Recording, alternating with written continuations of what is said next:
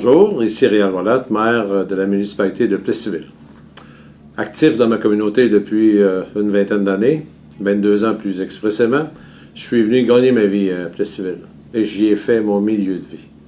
J'ai adoré vivre et j'adore vivre à Plessisville et nous, mon épouse et moi, sommes retraités et nous vivons dans notre milieu que nous apprécions. Je me suis présenté en politique en 2009 et quelques réalisations collent à ma peau et j'aimerais les présenter. À savoir, d'avoir été un acteur actif à l'élaboration de la deuxième phase de la résidence La Providence. J'ai réussi à faire travailler ensemble les marguilliers, les représentants d'un conseil d'administration de la santé, les élus municipaux, les membres d'un conseil d'administration du CDCE, les propriétaires de la résidence.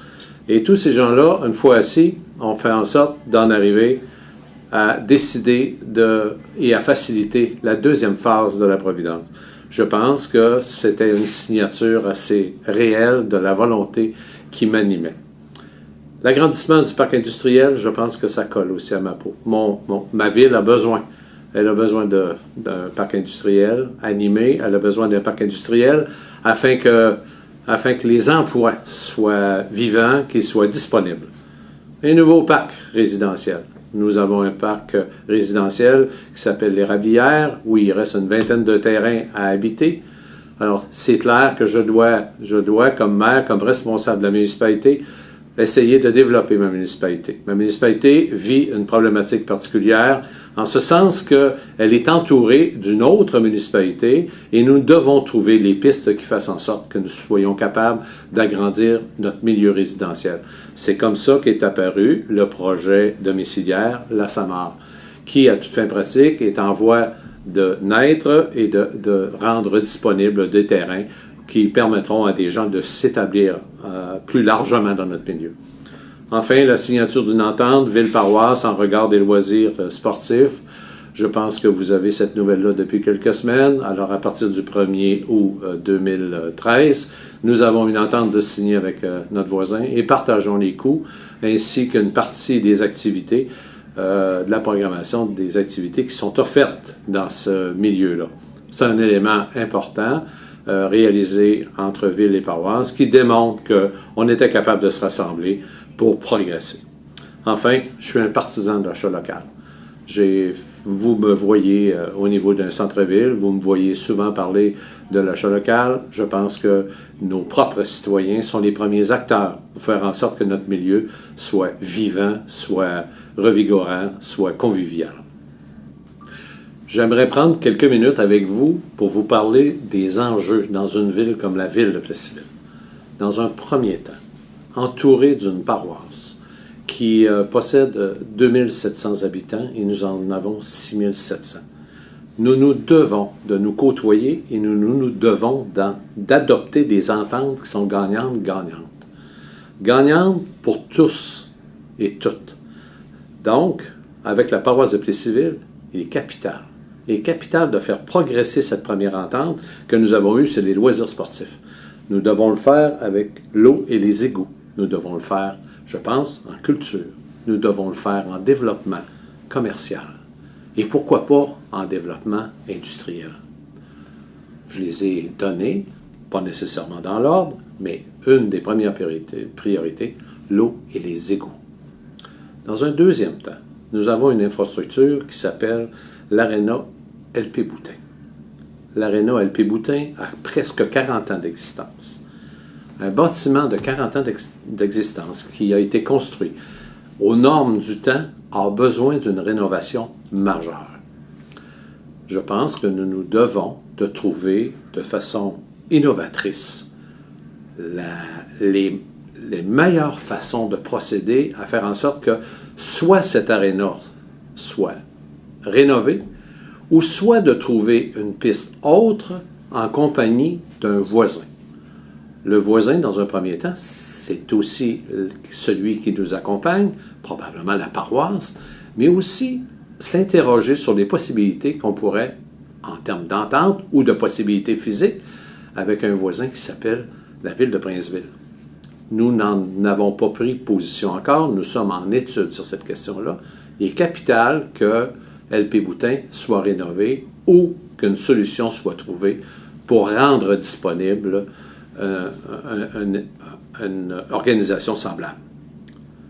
Un élément qu'on ne parle pas souvent, ce n'est pas nécessairement l'élément le plus glamour qu'on pourrait avoir, c'est celui d'améliorer l'approvisionnement en eau potable de notre ville.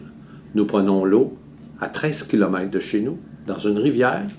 Nous devons traiter cette eau-là et nous l'acheminons en voie ascendante vers notre milieu qu'est la ville avec son usine de filtration. Alors, il y aurait peut-être moyen, je crois, et c'est le devoir des élus d'être des visionnaires.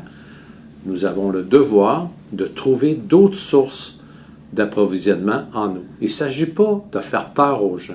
Il s'agit de toute façon d'être réaliste. Nous sommes les élus, nous devons de trouver des pistes intéressantes qui assurent à la population, bien sûr, l'eau potable à tous les jours et à tous les moments que nous avons besoin. Nous avons bien sûr nous avons des efforts à faire en termes de consommation, bien sûr, comme tous les Québécois. Alors, à nous de le faire, il y aura une forme d'éducation qui doit nous entourer, mais ça, c'est le devoir des élus de le réaliser, et nous avons 4 ans pour le faire. Mais trouver une source d'approvisionnement, à mon sens, c'est capital. Nous devons aussi de développer le secteur commercial, pas juste au centre-ville.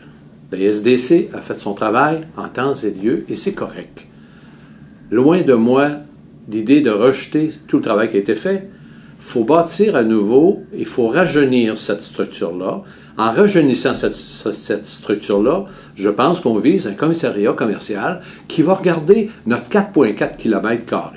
Nous sommes une petite ville d'une dimension physique très, très localisée. Alors, je pense qu'on doit penser à tous les secteurs qui peuvent avoir une connotation commerciale.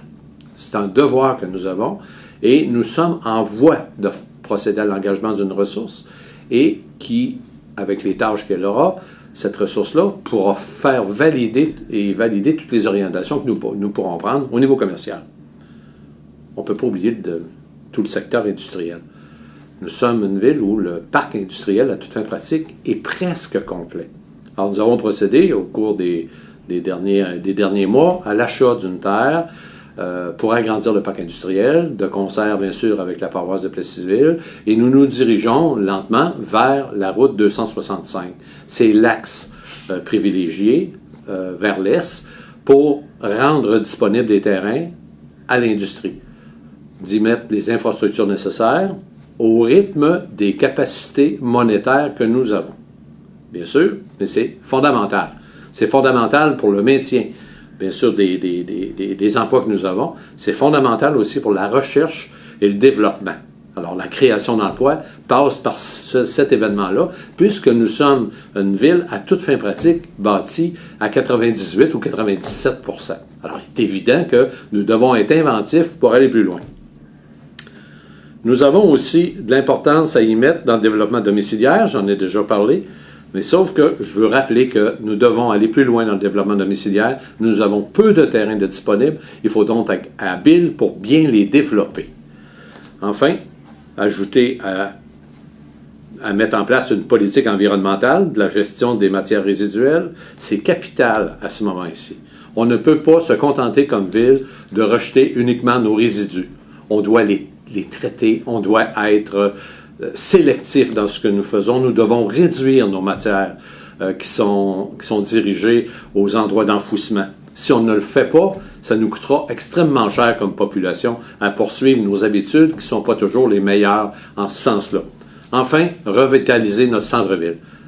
Continuer de revitaliser notre centre-ville. Depuis 6 ans, il y a des actions extraordinaires qui sont faites là. Alors, je pense qu'on doit poursuivre. On s'est mérité les 4 rases au niveau de la revitalisation via Fondation Rue Principale. C'est pas pour rien. Ça nous démontrait, ça a fouetté notre fierté. Alors, moi, je me dis, quand on est fier, il faut poursuivre. Il faut aller plus loin.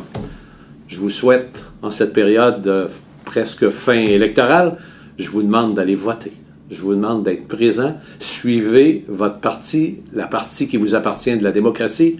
Faites en sorte que votre vote s'applique dans nos bureaux de vote le 3 novembre prochain. Et si vous le voulez, faites-le le 27 octobre. Je suis sûr qu'il fera beau. Ça me fera plaisir de vous accueillir. Les travailleurs de ce bureau de vote, de ces bureaux de vote, seront heureux de vous accueillir. Merci.